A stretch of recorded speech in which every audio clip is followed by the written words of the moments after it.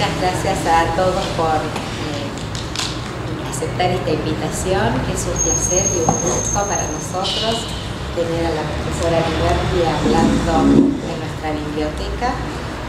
Nosotros, la asociación, este año cumple 80 años a fin de año, y durante el año hemos planeado una serie de eventos que tienen lugar aquí en la biblioteca en su mayoría, y algunos perfeccionamientos que hacemos online mes a mes. Les agradecemos mucho que estén aquí, y muchísimo a Olga, que ha aceptado, como siempre acepta, que le hablamos y le convocamos para algún evento que tiene que ver con la literatura. Acepta de modo tan gustoso. Para nosotros es un honor y un profundo agradecimiento. Todos conocemos a Olga, digamos, toda su trayectoria la precede. Todos hemos pasado, creo yo que todos los que estamos aquí hemos pasado por sus aulas. Sí. Así quedaron, excepto tal vez esta pequeña que está aquí, pero para la cual, y por ahí para alguna persona más, voy a leer algún detalle de su rica trayectoria. La profesora Olga Liberty ha sido profesora en la carrera de profesorado de inglés en el Instituto Superior de Profesorado Juan XXIII en el área de literatura inglesa y norteamericana, como así también se desempeñó como profesora de literatura inglesa y norteamericana en la Escuela Superior de Idiomas de la Universidad Nacional del Comahue. Ha realizado cursos de perfeccionamiento en literatura en la Universidad de North Florida de los Estados Unidos de América. Fue directora del Departamento de Inglés en la carrera de profesorado de inglés en el Instituto Superior de Profesorado Juan XXIII, hasta hacer sus actividades en esa casa. En los últimos años ha estado muy ligada a la asociación, ha guiado de forma totalmente desinteresada y muy activa a un grupo de lectura que se reunió en la ABSI desde el año 2013 hasta el 2019 ininterrumpidamente, y para nosotros fue un placer enorme. Hoy me entero también que Olga ha iniciado sus estudios en otra cultura, en la Asociación Argentina de Cultura Inglesa, AACI, en Buenos Aires. Así que evidentemente algo de cultura nos une. Vuelvo a decir, es un enorme placer personal e institucional tenerte con nosotros. No demoro más. Muchas gracias. Muchísimas gracias, porque para mí también es un placer estar acá con ustedes. Por eso además me siento siempre muy cómoda, muy bien recibida, con recibimientos muy afectuosos, así que me gusta hacer lo que hago, me gusta hablar de lo que hablo, y cuando tengo una audiencia con mayor razón, porque muchas veces hablo sola. Sí, bastante seguido. Le he avisado a mi vecina que no se asuste, que no se oye mi voz. Quiero hacer, además, antes de empezar, bueno, lo que acaba de decir Sandra con respecto a mis antecedentes profesionales, bueno, esos pueden estar, incluso están certificados, digamos. Este tema que voy a tocar hoy, que es la historia y el desarrollo del inglés, de lo que hoy llamamos inglés, en realidad lo hago más por curiosidad que otra cosa, porque yo no soy ni lingüista, sé algo de lingüística, pero no tengo una especialización en lingüística, y tampoco soy filóloga. Así que tómenlo como alguien que curiosea mucho y lee mucho sobre algún tema que le interesa, porque así soy yo. Y la cultura tiene la bondad de dejarme hablar de lo que a mí me gusta. Y este es un tema que realmente me gusta. Cuando hablamos de los idiomas, de cualquier idioma o lengua, el lenguaje es otra cosa, ¿no? La lengua es esto que yo estoy produciendo y que ustedes están escuchando. El lenguaje puede ser de otro tipo. Hay lenguaje de signos, lenguaje gestual, el lenguaje de la música, pero el que usa la palabra, es decir, el aire que sale desde la laringe para producir un sonido que, si es conocido, tiene sentido, y si no es conocido, es apenas un ruido, eso es lengua. Eso es lengua y eso es idioma. La hipótesis de por qué el ser humano comienza a hablar es interesantísima, pero eso da para un estudio, otro tipo de estudio, digamos, y otra tarde para charlarlo. Vamos a tomar al ser humano desde el momento que ya habla, es decir, cuando se transforma realmente en Homo sapiens, que es evidente que necesitaba la lengua, porque si nosotros nos ponemos a pensar qué clase de animal era el ser humano, el pobre era tan desvalido con respecto a todos los demás animales que necesitaba alguna herramienta. Esa podría ser una de las razones por las cuales habla, digamos. Cuando sale de África el primer grupo de Homo sapiens, ya se supone que tienen un protolenguaje. Y se desparraman hacia el este, hacia Asia y hacia el oeste por toda Europa, llegan bastante al norte por Europa.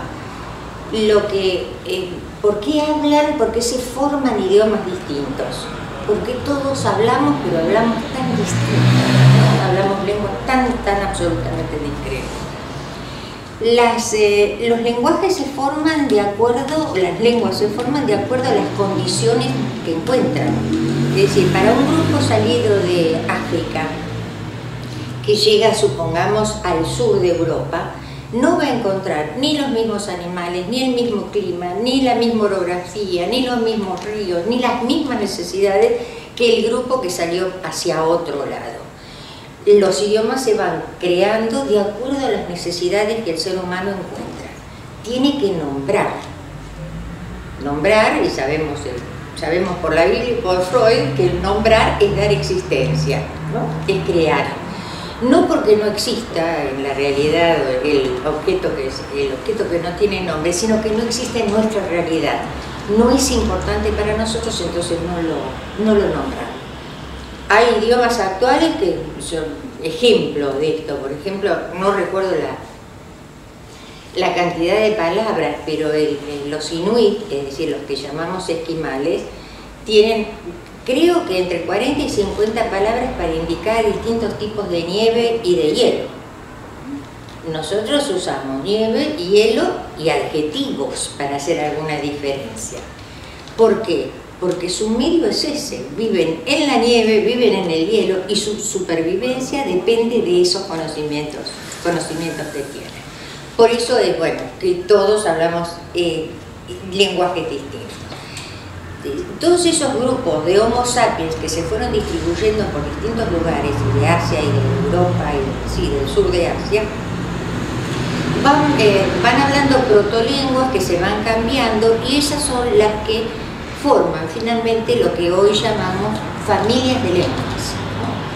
De las cuales vamos a hacer hincapié especialmente en una, que es la familia indoeuropea, porque a ella pertenece tanto el inglés como el idioma que hablamos nosotros, como nuestro español. Esta familia indoeuropea además tiene tres subgrupos. Uno que son los idiomas indoiranios, los idiomas romances como el español, el francés y los idiomas germánicos. Cuando pensamos en el desarrollo del inglés, lo que nos vamos a encontrar es que no hay un desarrollo lineal, no hay un punto de partida de decir, este es el comienzo. Es muy difícil hacerlo, por todas las influencias que ha tenido. Si pensamos en el español o en alguna otra lengua romance, vamos a poder decir que el punto inicial del desarrollo del español es el latín. Viene de Roma que ya había absorbido y adoptado parte del griego también. Ustedes saben, no voy a hablar mucho del Imperio Romano, cómo se va desarrollando, cómo se va expandiendo. Hacia el oeste llega a lo que es hoy la península ibérica, ocupa toda Francia, ocupa el norte de África, hacia el este llega hasta Asia Menor y un poco más allá, incluso hasta las estepas del Mar Negro. ¿Dónde va? Roma es un imperio, y dónde va es una empresa imperial realmente. Lleva su idioma, lleva su lengua, pero no solamente eso, sino que lleva su cultura, sus leyes, sus instituciones, sus creencias, sus convicciones, sus maestros, lleva todo. Donde toca hay romanización, esa es realmente lo que hace. Por eso es que cuando llega por ejemplo a un lugar como la península ibérica, va primero romanizando los pueblos que domina, que son varios, godos, los ostrogodos, bueno, todos los que tienen esas terminaciones, va adoptando también parte del idioma, lo va incorporando y los romaniza. Eso es lo que hace Roma a todo lugar donde va, romaniza. A tal extremo de que en algún momento, bueno, eso es la Pax Romana, por supuesto, ¿no? Y la que está sostenida por las milicias romanas, concede a los habitantes de los distintos grupos étnicos que va dominando la ciudadanía romana, ¿no? Así que realmente los incorpora a su civilización. Ahora, las islas británicas quedan pobrecitas allá perdidas, ¿no? Roma llega. Esta empresa romana de llevar su civilización a todo lo que se llamó después el mundo conocido, le lleva más de 1000 años, ¿no? Empieza, según dicen, en 753 a.C., cuando se funda Roma, hasta que cae el Imperio Romano de Occidente, que es en el 476. Es decir, son 1000 años, un poco más de 1000 años de historia, digamos, ¿no? Que tiene el Imperio Romano. Por supuesto que en algún momento va a llegar a Inglaterra, no se lo podía perder, sobre todo después de haber romanizado y haber transformado en provincia la Galia, que es todo Francia. Entonces Inglaterra le queda allí a un paso. Pero de todas maneras llega muy tarde para lo que es el desarrollo del Imperio Romano. Llegan 2 expediciones de Julio César casi al final de la era antes de Cristo, llegan en los años 50 antes de Cristo. Llegan esas 2 expediciones, después Julio César se retira y finalmente la invasión y el asentamiento definitivo de Roma en lo que es Inglaterra, no las Islas Británicas, sino lo que es Inglaterra, realmente se produce en los primeros años del siglo de la era cristiana. Creo que es en el año 46 con el emperador Claudio. Esa es una de las corrientes que van a influir en el inglés. Antes tenemos que mencionar a los celtas, es decir, otros grupos étnicos, los celtas, los romanos, por supuesto, después los anglosajones y después los normandos. Y dentro de los normandos también tenemos que hacer una mención a los vikingos. Como ven, hablar del comienzo del inglés es muy difícil porque hay un montón de grupos que contribuyen a la forma y dejan su marca. Todos ellos producen pequeños asentamientos, aunque sean pequeños, y van dejando su marca. Los celtas son los que los romanos llaman, cuando los encuentran, después cuando hacen su invasión y su asentamiento, los celtas son los que los romanos llaman britanos y que son los que dan el nombre a las islas. Primero al país, primero Inglaterra, que se transforma en provincia romana, con el nombre de Britania. Primos hermanos a su vez de los celtas de Francia, que eran los galos. Ya es una provincia, Galia, otra provincia, Inglaterra se transforma en otra provincia, Britania, primos hermanos también de los bretones, son todos celtas. Los celtas, eso merece otra charla, pero los celtas es un pueblo fascinante. No hay lugar en el mundo, creo, por lo menos desde Grecia, Creta, no mucho más allá, desde la India, donde no hayan dejado huella. Y una huella de una civilización muy importante, muy artística, muy imaginativa. Y agrego una cosa sobre los celtas. Los griegos que no eran muy amigos de hablar con simpatía de los invasores o de los pueblos que los rodeaban, a los celtas los llamaron, le dieron nombre, ellos los llamaban Keltoi, que quiere decir gente culta. Es decir, que para que los griegos los llamaran gente culta, evidentemente lo eran. Eran pueblos, también eran pueblos bárbaros, digamos, ¿no? Pero tenían una cultura muy interesante. Bueno, eso es lo que encuentra Roma. Hay una gran resistencia, por supuesto, pero finalmente Roma los domina. Los britanos que se resisten a la dominación romana son empujados a lo que hoy es Gales y la península de Cornwall, y los demás se romanizan realmente, se vuelven, hablan latín, estudian con los grammatici, estudian en las escuelas romanas, hablan y leen latín, son muy estudiosos, disfrutan de la civilización realmente, ¿no? Rasgos de esa civilización, rasgos físicos de esa civilización quedan aún hoy en día en Inglaterra. Las grandes rutas eran rutas romanas, las grandes rutas que salen de Londres y que salen de York también, fueron rutas creadas por los romanos. Bueno,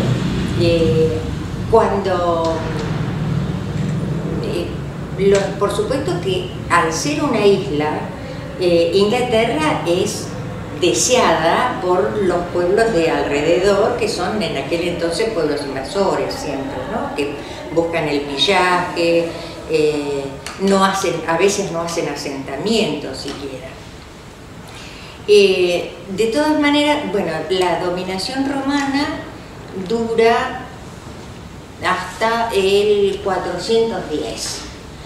Antes de eso, en el año 313, el emperador Constantino adopta la religión cristiana como religión del imperio. Así que todos los súbditos, los galos, los íberos, los britanos, adoptan también esa religión. Así que esa es la primera cristianización de estos pueblos de origen celta. Pero para el año 400, 410, en el año 410 Roma retira las legiones romanas de Inglaterra, porque a su vez está asediada por los pueblos bárbaros que vienen del oeste. Eso lo sabemos perfectamente, ¿no? Todos los pueblos del oeste que se van moviendo en busca de tierras fértiles. Por más que los britanos se lamentan y protestan y vuelven a pedir ayuda a Roma todas las veces que pueden, Roma no vuelve nunca más. Los anglosajones, merodeadores como eran, por supuesto, ven la oportunidad de invadir. Y esta sí que es una invasión importante, pues es una invasión con asentamiento. La resistencia de los britanos es grande también, y acá aparece en una famosa batalla donde los britanos, los celtas romanizados, detienen creo que fue alrededor de 50 años, las invasiones de los anglosajones. Hay una famosa batalla que es la del Mount Badon, el monte Badon o Baden, en la cual se destaca el que después va a ser el héroe de Inglaterra por antonomasia, que es Arturo, que no es rey, como dice el mito, pero que sí fue un jefe de caballería con su nombre también es el nombre de un clan romano, Arturus, así que evidentemente era celta, y detienen el avance por unos 50 años, creo que fue. Finalmente son vencidos y también empujados hacia las regiones montañosas del oeste, que son también Gales, lo que hoy es Gales, y lo que es la península de Cornwall.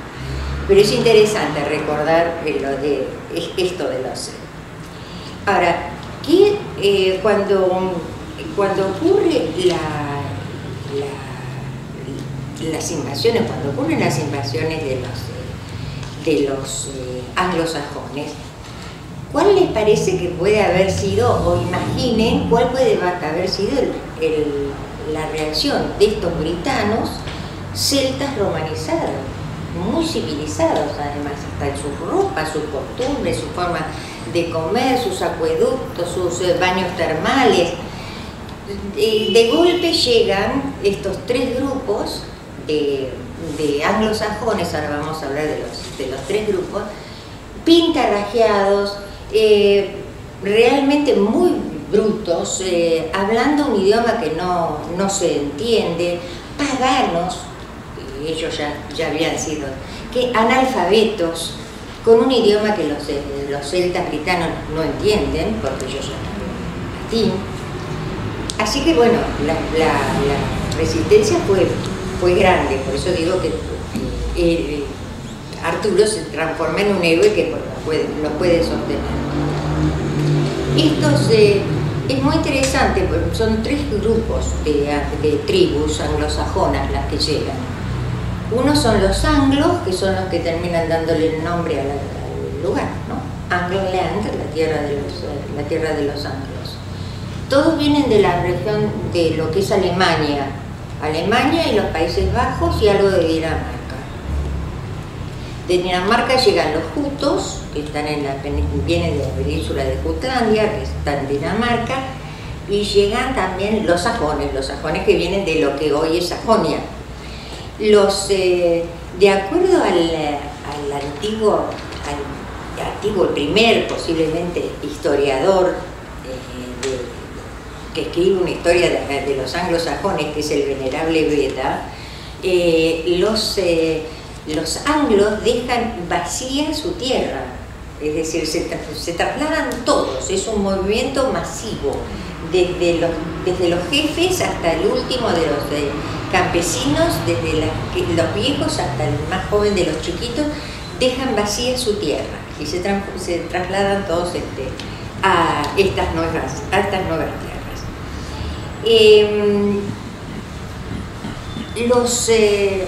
Los celtas también, y voy a hacer un poquito de hincapié en esto porque aunque no sea directamente en el idioma quedan nombres de lugares que tienen origen celta, lo mismo que el latín. Todos los terminados en caster son de origen romano. Pero hay celtas también en Irlanda, que son los celtas, son los gaélicos. Que parece ser que es la rama que ya había estado en la península ibérica. Esta fue la famosa leyenda de que desde lo que hoy es España venían las blancas, los blancos acantilados de Dover, entonces dijeron que querían vivir ahí. No sé cuál es, bueno, los lingüistas no están de acuerdo tampoco, cuál es la palabra celta, pero los romanos entendieron albus, algo parecido a albus, y de ahí viene la palabra albión, de albus, pero el origen es celta. Es decir, que tenemos en provincia romana de origen celta los galos en Francia, la península ibérica y los celtas de Irlanda. Los celtas de Irlanda se vuelcan al cristianismo o se evangelizan a través del famoso San Patricio, ¿no? El santo que era celta. Los anglosajones también empiezan a ser cristianizados, pero ellos por Roma. Por eso es que después va a haber un enfrentamiento entre la iglesia romana y la iglesia irlandesa, y finalmente los anglosajones aceptan hacia el año 600 y algo la iglesia romana. Pero una de las características que tienen los celtas de Irlanda es que aprendieron latín y adaptaron el abecedario latino a su idioma, de manera de poder leer y escribir. Y estaban organizados no en iglesias y parroquias, como estaba organizada la iglesia romana, siguiendo la organización las instituciones del imperio. Estaban organizados fundamentalmente en monasterios. El obispo era un obispo itinerante y era elegido democráticamente por la comunidad. No tenía tierra, como los obispos romanos que tienen obispado. y los arzobispos tienen arzobispado y los párrocos tienen parroquia. Ellos no.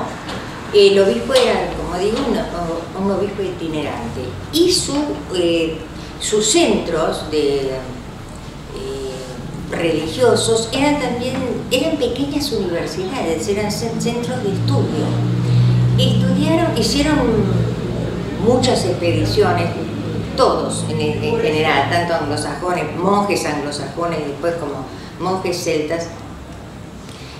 Cuando cayó el imperio en el año 46, el imperio no solamente cayó, el imperio se deshizo, se derrumbó, no quedó nada. Fue un absoluto caos el final del Imperio Romano de Occidente. No quedó nada, no quedaron bibliotecas, se tiró todo, se destruyó todo, se fueron las clases pudientes, se fueron de Roma, se fueron a la campiña, robaron tierras, bueno, hicieron de todo. Realmente fue una ruina. ¿Qué hicieron estos monjes? Viajaban, porque viajaban a Roma, y aprovechaban a recoger cuánto material encontraban, cuánto manuscrito encontraban, cuánto pergamino encontraban. Y hicieron esos centros de saber, fueron grandes copistas, son una maravilla los manuscritos iluminados que tienen, y tuvieron también una virtud. No solamente copiaban textos religiosos y textos filosóficos y todo lo que pudieran encontrar, sino que estaban enamorados de su propia cultura. Así que todos los poemas épicos, todas las historias que hemos recibido, que son tan ricas en Irlanda, han venido a través de estos monjes, reunidos en monasterios. Algunos eran para mujeres, otros para hombres y otros eran mixtos, y se admitía incluso el matrimonio. Cuando los anglosajones se asientan, digamos, en Inglaterra, las relaciones mejor, ya no son tan brutos, tan barbaroi como, no sé si les dije, tan bárbaros. Bárbaro es una palabra también de origen griego, barbaroi, que quiere decir el que balbucea, ¿no? Parece que tenían varias palabras que empezaban en bar, entonces lo que los griegos escuchaban era bar, bar, bar, bar, bar, como sería nuestro bla, bla, bla, bla, bla. Y de allí viene la palabra barbaroi, el que no habla, balbucea, no sabe hablar. Bueno, los anglosajones ya se habían asentado y habían empezado a mejorar, digamos, su barbarie, y aceptan la llegada de los monjes irlandeses, que establecen varios monasterios, pero dos muy famosos, que se transforman en pequeñas universidades. Y otra cosa que hacen es adaptar el alfabeto latino o el alfabeto romano que ellos habían adaptado a su idioma, lo adaptan también para el anglosajón. Así que el anglosajón se empieza a escribir. Empieza a haber también una clase culta entre los anglosajones, que lee, que escribe. Por supuesto que es una pequeña cantidad, el resto siguen siendo pobrecitos analfabetos que lo único que hacen es criar animales y trabajar la tierra.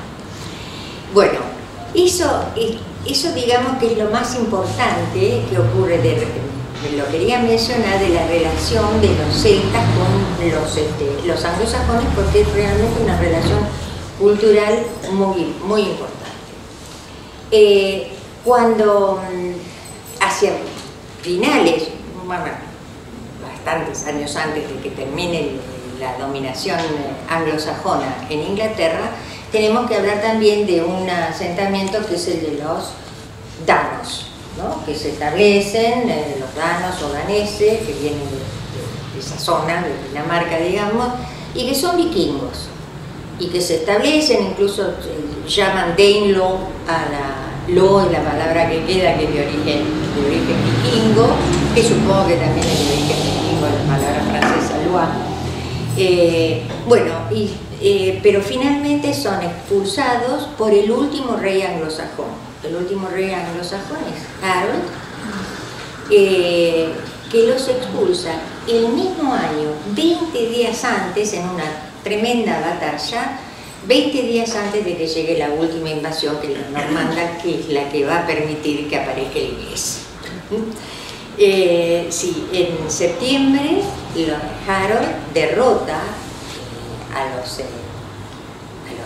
los danos, que se retiran de Inglaterra para siempre, parece ser.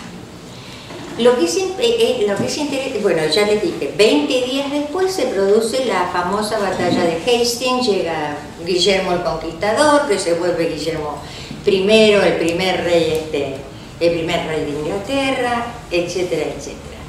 Hay un puente de una relación sumamente interesante entre estos vikingos que Harold expulsa y estos normandos que llegan de Francia. Porque estos normandos son Norsemen, es decir, son hombres del norte, son vikingos. ¿Por qué vienen de Francia? Porque en el año 912, más o menos, el rey de Francia firma un acuerdo con el entonces más importante jefe vikingo, que era Rollo de Rover, para terminar con el pillaje vikingo. Les regala, por acuerdo, el norte de Francia, lo que hoy es Normandía, para que se asienten allí y a partir de eso contengan a todas las demás invasiones vikingas, porque Carlos el Simple, creo que está cansado del pillaje, de esas invasiones constantes que no son asentamientos, fondean los barcos, bajan, saquean, toman esclavos, roban todo lo que pueden, suben a los barcos y se van. Es decir, que no hay asentamientos vikingos en las costas. Es decir, que los que invaden Inglaterra son de origen vikingo, porque son normandos, que se habían asentado en Francia en el año, ya le digo, 912. Lo que es realmente asombroso, por lo menos yo no soy antropóloga ni historiadora, pero una de las cosas que me asombra es que estos vikingos que se asentaron en el norte de Francia, en 150 años y no más, se transforman en lo que fueron los que llegaron a Inglaterra, que son los normandos, un pueblo muy civilizado que adopta el cristianismo, el lenguaje francés, que se dedica a la literatura, que se dedica al estudio, que tiene una enorme capacidad de estrategia militar, que tiene una enorme capacidad de legislación y organización, de crear instituciones. Y eso es lo que lleva a Inglaterra en el año 1066, ¿no? Hace 1000 años todavía, me hace falta todavía para que se cumplan los 1000 años. Hay una batalla, por supuesto, y en la batalla de Hastings o de Senlac, no se sabe exactamente el lugar, pero según leí hay un pueblito muy pequeño donde se supone que se libró la batalla, pero se llama batalla, así que es probable que haya sido ese el lugar. Ahora, no fue un traslado como había sido el que yo les conté de los anglos, que se van todos, desde el más viejo, el más pobre, el más rico, se van todos a Inglaterra. No, esto fue como si fuera un cambio de domicilio. Hay una clase dominante con su duque y que sigue a su duque y que se trasladan a Inglaterra. Siguen siendo dueños también de Normandía, dejan su gobierno allí, por supuesto, pero se llevan lo que es su civilización. Es decir, que Guillermo llega, ya de por sí en la batalla de Hastings, llega con las características de las batallas de los comienzos de la Edad Media, con los juglares que van cantando canciones épicas para entusiasmar a los soldados. El juglar que lleva a Guillermo se llama Taillefer, por supuesto francés, o normando, no sé, ya va cantando la famosa canción de Rolando, el poema épico que es sobre el lugarteniente de Carlomagno, es decir, que héroes de Francia, ¿no? Héroes franceses, cantadas en francés, una canción épica cantada en francés. Lleva entonces fundamentalmente su nobleza, todos sus legisladores, sus poetas, sus sabios, sus religiosos, lleva todo, toda la clase dominante. Lo que no lleva es al pobrerío, no lleva a la plebe, lleva a los altos estratos de la sociedad e impone su organización y su lengua a rajatabla. Ahí sí que no tiene la más mínima compasión, digamos, ¿no? Impone el francés. Yo supongo que a Guillermo no se le habría ni siquiera ocurrido pensar que a lo mejor el francés no se entendía. Más bien habrá pensado, voy a organizar un reino, lo organizo de acuerdo a mis reglas. Y mis reglas, ¿dónde aparecen las reglas? En el idioma. Entonces se impone el idioma. Imagínense lo que puede haber sido, ¿cierto? Una clase dominante, una clase culta que habla un idioma que la plebe, que son los que quedan, porque la nobleza anglosajona desaparece o es muerta en la batalla de Hastings, o va desapareciendo, muriendo de a poco. Es decir, no queda clase culta, no queda clase dominante, no queda clase pudiente anglosajona, es decir, nadie que hable, que sepa leer y escribir el idioma, tal como se les habían enseñado los celtas irlandeses. ¿Y qué pasa entonces con el idioma? Durante 3 años ese idioma no existe, no se registra. Es un idioma que queda exclusivamente para el pueblo muy bajo, el pueblo trabajador, el que no tiene pizca de dominio y que sigue hablando lo que habló siempre. Ahora, imagínense lo que puede haber sido para esa pobre gente, ¿no? Ser, por ejemplo, juzgada, todo lo que fuera poder judicial se hablaba en francés, los jueces eran franceses. Imagínense a un campesino que robara un animal y que lo juzgan en francés. No saben de qué le están hablando. No sabe incluso porque va a tener que enfrentar la pena de muerte posiblemente. Bueno, eso ocurre durante 300 años. Recién, bueno, ahora vamos a ver las consecuencias, ¿no? Recién en el año 1362 se abren por primera vez las sesiones del Parlamento en inglés. Lo cual no quiere decir nada, porque después las discusiones se siguen haciendo en francés. Y en 1382, un rey, que en aquel momento era Ricardo II y que era muy jovencito, habla con sus súbditos en inglés, porque ya podían más o menos manejarlo, porque quiere apagar la rebelión de los campesinos, la famosa rebelión de los campesinos. Entonces sale del palacio, habla con sus súbditos, les habla en su idioma, les promete el oro y el moro, no cumple, después los hace ejecutar. Así que así termina, pero por lo menos es el primer rey que se dirige a su pueblo en inglés.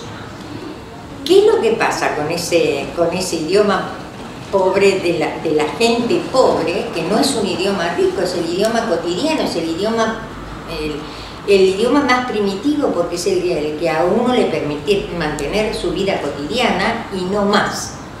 Allí donde no hay poesía, no hay leyes, no hay filosofía, no hay nada, no hay vocabulario para eso. Sufre cambios que terminan siendo cambios revolucionarios al extremo de crear otra lengua. ¿Por qué? Porque precisamente es en la oralidad, en cualquier lengua en la que ustedes piensen, es en la oralidad donde se producen los cambios. Los cambios no se producen en la escritura conserva. Y los cambios se producen en la oralidad, y cuando se adquiere lo que llamamos de la física una masa crítica, entonces en ese momento se incorporan también a la escritura. Pasa hoy en día. Si yo les va a ver un ejemplo, para mí un ejemplo muy feo es el uso del plural del verbo haber cuando se usa en pasado. Y sin embargo ya se está empezando a escribir. Es decir, que de aquí a pocos años se va a transformar en regla. cuando está en contra de todas las leyes de la gramática. Si hay una silla y hay dos sillas, se dice, no se modifica el verbo para nada en el presente, ¿por qué vamos a decir hubo una silla o hubo una persona y hubieron dos personas? No tiene el más mínimo sentido. Cuando se forme totalmente la masa crítica, va a pasar a ser regla en el escrito, va a pasar a ser el hubieron. Bueno, imagínense lo que puede ser, lo que pudo haber sido este idioma, que se tiene que formar, se tiene que consolidar, y hay cambios que son fundamentales. Quiero encontrarlos porque ahora sí vamos a empezar a hablar, perdonen toda la introducción, pero ahora sí llegamos a la conformación de lo que va a ser después el inglés.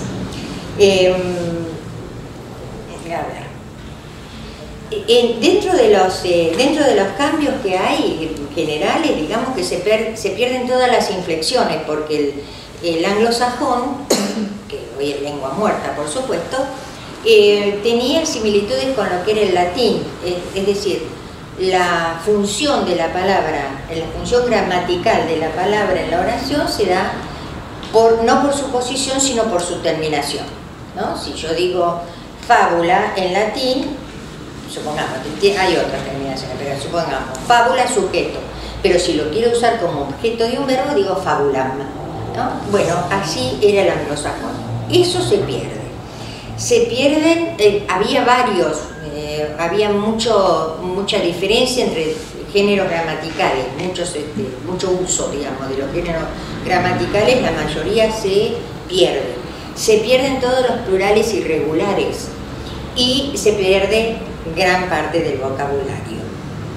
Queda, sí, la estructura gramatical germánica, que es rígida, sujeto, verbo, predicado, que de todas maneras es la misma del francés, ¿no?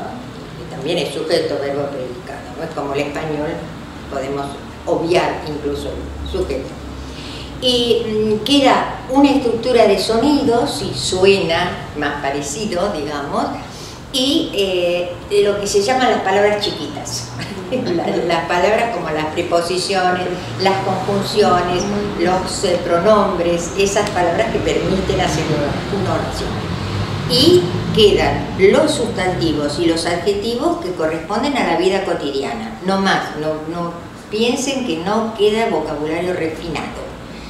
Es por eso, bueno, hay un chiste además, ¿no?, que dice que el inglés no es más que un francés mal pronunciado, pero es cierto que entre el 50 y el 70% de lo que hoy es el vocabulario del inglés es francés, viene del francés y del latín también a través del francés, porque todo el vocabulario que los ingleses llaman sofisticado, el vocabulario de palabras largas, es romance, es de lengua romance.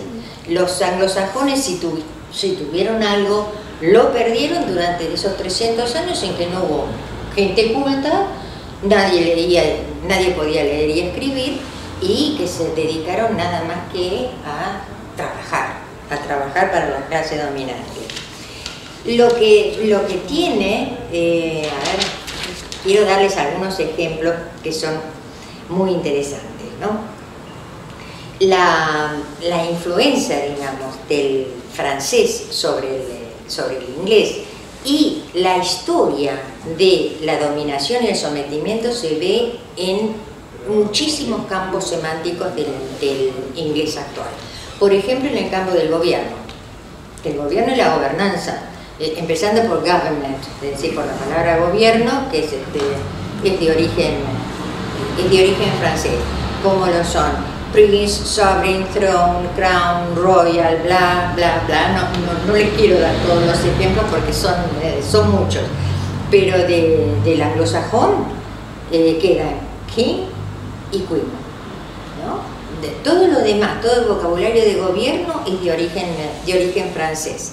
El vocabulario de la caballería, empezando por chivalry, ¿no? Honor, glory, todo eso también es de origen francés. El vocabulario de guerra y de organización militar, palabras como war, peace, battle, armor, soldier, captain, son todas de origen francés, por más que no suenen muy inglesas, pero no son anglosajonas, son inglesas sí, pero no anglosajonas. El vocabulario de la arquitectura, porque también fueron grandes arquitectos los normandos, como arch, pillar, tower, bueno, no recuerdo qué más. Y fundamentalmente el vocabulario de la legislación: justice, judge, jury, court, cause, crime, fine, bueno, tax, rent, property, prison, todas de origen francés. Menos law, que les dije que era de origen escandinavo. El vocabulario religioso: priest, pray, preach, bueno, no recuerdo ahora, sí tengo, service, religion misma, sacrifice, miracle, todas francesas. El vocabulario del lujo y del placer, como pleasure, comfort, ease, delight, todas francesas.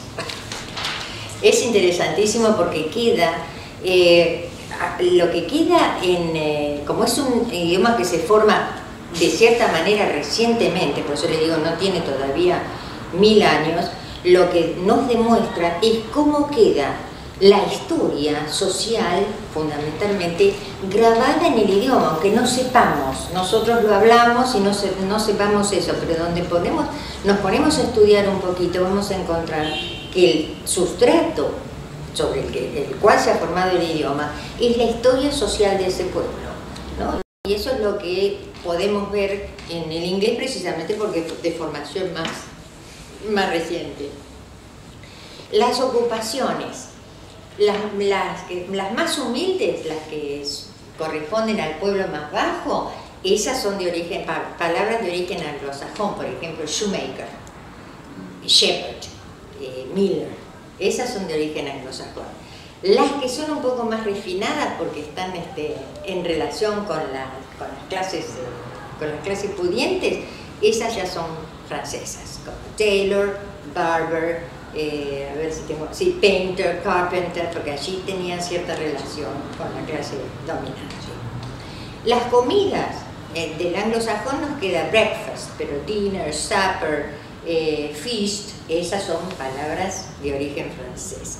Y la comida también puede ser, la forma de cocinar, puede ser boiled, fried o roasted, palabras francesas también, no son anglosajonas. Ahora, creo que esta historia que yo les decía de dominación y sometimiento que queda inscrita en los idiomas se hace sumamente evidente en el inglés, porque el nombre de los animales vivos es de origen anglosajón.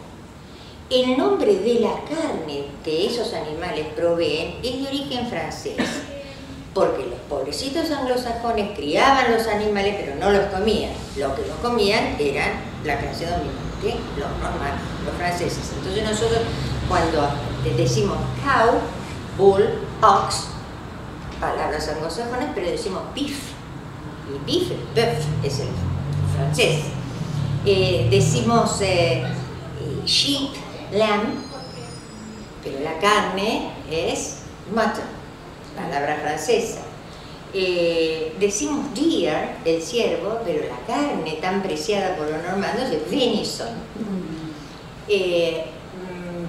Los anglosajones crían a los swine o pig, y los franceses comen pork y bacon. Bueno, creo que eso es uno de los aspectos más obvios, digamos, de la historia de dominación por parte de los normandos y de sometimiento por parte de los anglosajones. El acento, también, allí en el acento también intervienen los franceses, se quedan marcas del francés, porque como toda lengua germana, en palabras de más de una sílaba, el acento está en la primera sílaba, en el inglés. En el francés sabemos que el acento va en la última sílaba. Entonces, las palabras más viejas incorporadas al idioma, al inglés, ya incorporan el acento anglosajón, es decir, el acento germano. Las más nuevas no, esas mantienen, como lo sabemos perfectamente, mantienen, supongamos, de las más antiguas, una palabra como nature, que es nature en francés, ¿no? Entonces esa ya se ha germanizado, digamos. Pero quedan otras, los préstamos más tardíos, que son como mirage, sabotage, camouflage, ravine, expertise, todas esas, connoisseur, son palabras de origen francés, incluso suenan a francés. Otra característica que es típica del inglés son los cuasi sinónimos, digamos.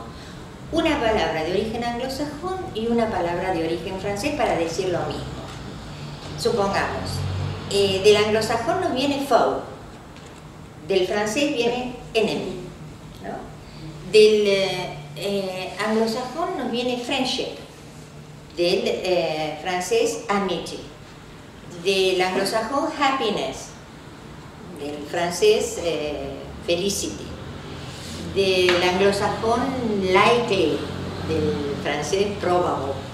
Son muy parecidos, es decir, son sinónimos realmente, se pueden usar como tales, pero hay una leve diferencia, ¿no? Las que son de origen anglosajón parecen palabras con más fuerza que las que son, hablando en inglés, porque a nosotros no nos parece, amistad, por ejemplo, no nos parece una palabra sin fuerza, porque es palabra de nuestro vocabulario. Pero en inglés sí, parecen que tuvieran menos fuerza. Y los préstamos, por supuesto, que nunca cesaron, ¿no? Siguieron llegando a través del francés, llega francés, griego, latín, y aún hoy en día. Vuelvo a decir que una de las cosas que hay que recordar siempre es que la clase culta anglosajona desapareció, y con ello desapareció el idioma en anglosajón, las palabras en anglosajón que podrían ser refinadas, digamos, ¿no? Otra de las consecuencias de las que sufren todos los estudiantes de inglés es los phrasal verbs, ¿no? Quedan pocos verbos, a los anglosajones les quedan pocos verbos, digamos, auténticamente anglosajones, tienen que decir otras cosas, tienen que llenar el vocabulario, entonces a esos verbos que ellos conocen muy bien le agregan partículas adverbiales, le agregan preposiciones, por supuesto no saben que les están agregando eso, ellos conocen la palabra nada más, no su nombre gramatical, y ahí crean una cantidad infinita de phrasal verbs que vuelven locos a los estudiantes de inglés. Y otra es la divergencia entre la pronunciación y la escritura, porque al no haber sido hablado durante tantos años, cuando se empieza a escribir, cada cual escribe como le parece que debe escribirse, ¿no? Entonces se imaginan, yo no quiero pensar ni siquiera en los primeros copistas y menos todavía en los primeros imprenteros, ¿no? Cuando se inventa la imprenta, lo que debe haber sido para entre 45 y 50 sonidos que tiene el inglés y 25, 26, 24, entre 24 y 26 letras. Imagínense lo que puede ser escribir. Y para terminar con las huellas del francés en lo que hoy hablamos, que es el inglés, los remito al escudo de Gran Bretaña. El escudo de Gran Bretaña tiene dos lemas, ¿no? Uno que dice Dieu est mon droit, en perfecto francés, Dios y mi derecho, que es, creo que es del siglo XV, una cosa así. No, del siglo XIV. Y otro, un poco más largo, que también está en francés y que dice Honi soit qui mal y pense, ¿no? Maldito sea, o vergüenza sobre aquel que piense mal de esto, que es el lema de la famosa orden de la carretera, la orden más vieja, la orden de caballería más vieja y más prestigiosa de Inglaterra. Hay una anécdota que no sé si es cierta. La orden de la carretera la creó el rey Eduardo III. Quería imitar a los caballeros de la mesa redonda. Parece ser que en un baile de palacio él estaba bailando con su favorita de ese momento y a su favorita se le cayó la liga. y él muy caballerosamente levantó la liga para que ella no pasara vergüenza y se la puso él. Entonces la señaló, miró a todos los demás caballeros y dijo, "Honi soit qui mal y pense", ¿no? Vergüenza aquel que piense mal de mí, es decir, no soy homosexual, me he puesto una liga, nada más. Bueno, esa es la historia. Y algo que llega todavía a nuestros días, que es las leyes que dicta el Parlamento británico tienen que ser refrendadas, por supuesto que es digamos, es una formalidad nada más, ¿no? Pero tiene que ser refrendada por el soberano, el rey o la reina. La fórmula bajo la cual firma el rey dice le roi le veut, o la reine, si es la reina, la reine le veut, es decir, the king wills it, el rey lo quiere. Eso es lo que la fórmula abajo de la cual o debajo de la cual firma el rey aceptando las leyes. Durante el protectorado, durante el periodo de Cromwell, esto no se usó, pero con la restauración, creo que Charles II, ¿no? El primero fue el decapitado. Ahí se vuelve a usar. Creo que hace algunos años, en este siglo, se pretendió quitar esa fórmula y sin embargo nadie le llevó la mente, se sigue usando. Y algo más que nos habla de la relación entre el francés, el inglés actual, el pasado celta, el pasado normando, es la famosa figura de Arturo. Arturo en la leyenda es un rey. Según los historiadores fue, como yo les dije, un señor de comienzos, todavía no era figura, pero un señor con una poderosa caballería que posiblemente se haya reunido con otros e hicieron frente a los anglosajones. Ahora, Arturo era celta, de origen celta, era un celta romanizado, eso también les conté. Pero Arturo se hace famoso como héroe británico con el poema de Malory, La Mort d'Arthur, cuyo nombre está en francés, por supuesto, que es del siglo XV. Famoso, hermoso y todo. Ahora, ¿qué hizo Malory? Malory recogió todos los escritos anteriores que estaban en francés, es decir, que las fuentes de este famoso héroe británico son francesas. El más famoso es Chrétien de Troyes, que recogen leyendas, por supuesto, y las escriben, las leyendas de los caballeros de la mesa redonda, Sir Lancelot du Lac, Percival o Parsifal, la reina Guinevere, etcétera, etcétera. Es decir, que el famoso héroe inglés es de origen celta y llega al inglés a través de los normandos o a través de los franceses. Más relación imposible, ¿no es cierto? Bueno, eso sería lo que puedo contarles con respecto a la formación de este inglés que hablamos ahora. Creo lo que quiero dejar es la impresión grabada de que detrás de la lengua que hablamos hay una historia riquísima, de cualquiera sea la lengua, ¿no? En este caso estamos tratando con el inglés. Hay una historia riquísima. Si escarbamos un poquito y leemos también un poco de historia, vamos a encontrar las huellas de esa historia en cualquiera de los idiomas que estamos hablando en el momento. Cuando un idioma, yo quiero insistir en esto porque se hace mucho hincapié, sobre todo en la enseñanza de inglés, como lengua de comunicación, lo cual me parece perfecto, ¿no? Que la gente pueda, hablando inglés, pedir un café en Londres, en Moscú o en Ulaanbaatar, que es la capital de Mongolia. Me parece perfecto, pero un idioma va más allá de eso, tiene muchísimo más, tiene una riqueza que nunca un idioma nada más que de información podría solucionarla o podría transmitirla. En ese Global English, como se le llama ahora, se puede llegar a escribir un informe, pero ese no crea, el Global English no va a crear literatura, ¿no? Y hasta les diría que es imposible en el Global English, que es exclusivamente de comunicación, escribir un paper para una universidad en inglés, porque incluso eso lo conozco, lo sé, lo he vivido en carne propia.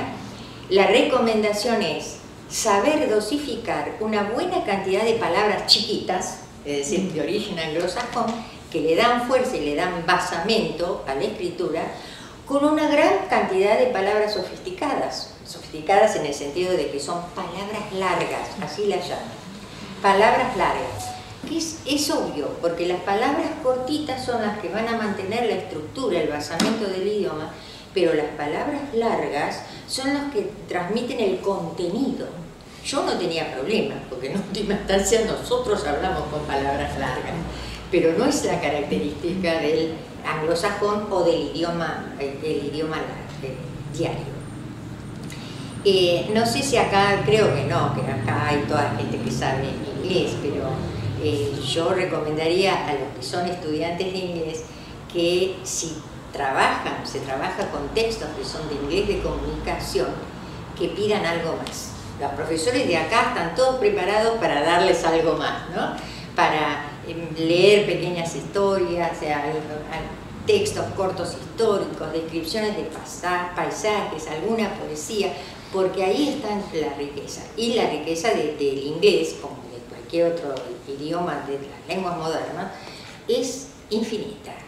Solo hay que buscarla. Y termino contándoles una anécdota.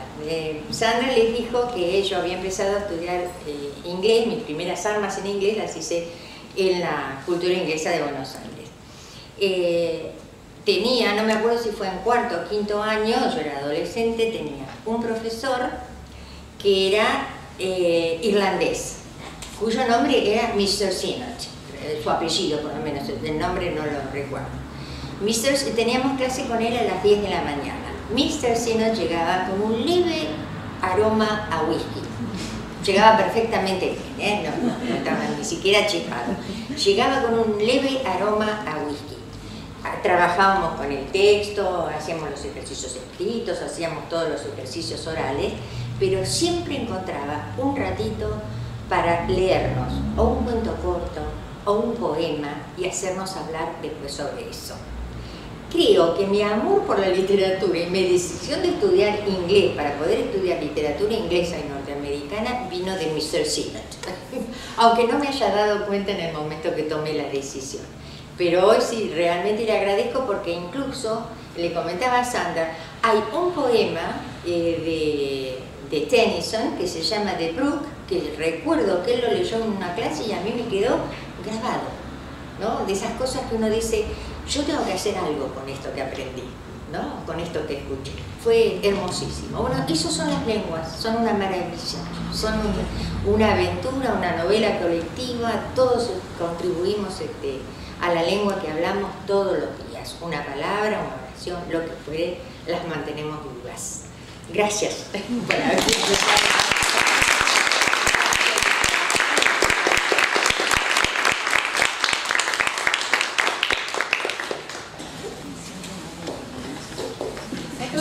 Con los exámenes a veces nos es difícil contarles a los chicos que cuando llegan a los exámenes más avanzados, nosotros preparamos alumnos para Advanced o Proficiency, y donde la carga de vocabulario es así, es de las palabras largas, claro, porque pueden demostrar más abstracción, porque pueden dar riqueza a lo que hablan, dejan lo llano, lo descriptivo, que es un nivel B1 o B2, para ir a C1 o C2, que es exactamente esto que vos decís, el poder de la lengua de expresar algo más allá que lo concreto, que lo bajo. Yo te digo que por mi experiencia en escribir sobre todo papers que eran de análisis de literatura, y yo lo que puedo decir perfectamente, sí, es cierto que hay una base estructural que viene del anglosajón, por supuesto, y que produce ciertas oraciones cortas que mechadas dentro de un largo párrafo vienen perfectas. Pero lo que es contenido, la riqueza del contenido, de un análisis literario, de filosofía, de lingüística, esas son palabras largas. Requiere de esa riqueza. Claro, requieren las palabras largas, que los norteamericanos lo llaman palabras sofisticadas, no lo dicen peyorativamente, ¿no? Sino como un elogio. Esas palabras sofisticadas son las que transmiten el contenido de lo que uno quiere decir. Un contenido refinado entiendan en el sentido de que requiere más elaboración. Más de esto, más de un mundo, más literatura, un mundo mucho más amplio. No tan escueto y... Claro, no salirnos del mundo cotidiano. Exacto. A nosotros nos es más fácil porque en última instancia usamos palabras largas también para nuestro mundo cotidiano, pero eso es típico de las lenguas romances. Eso sería otra historia para hablar en otro momento, realmente. Les agradezco muchísimo la paciencia y haberme dejado hablar de algo que me gusta mucho, realmente. Muchas gracias. Muchas gracias a todos.